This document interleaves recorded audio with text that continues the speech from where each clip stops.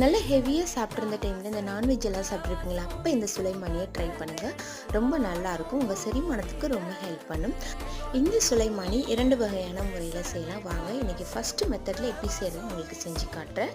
Ready பண்ணுறதுக்கு 5 கிராம்பு, சின்ன பீஸ் பட்டை, 3 ஏலக்காய், இந்த பொருட்கள் 2 கிளாஸ் சுலைமானிக்கு இது போதுமானது.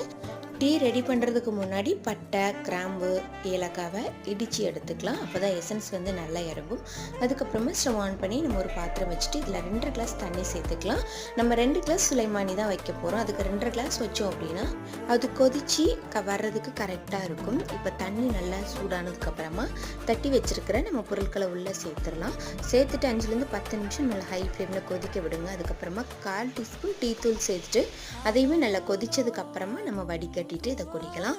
இனிப்புக்கு இதில் நாட்டு சக்கரை அப்படி இல்லைன்னா நீங்கள் கருப்பட்டி சேர்த்து குடிக்கலாம். ஆனால் இந்த டீயோட பெனிஃபிட்ஸ் ஃபுல்லாக கிடைக்கணும் அப்படின்னா இனிப்பு சேர்க்காம குடிச்சாதான் நல்லாயிருக்கும்.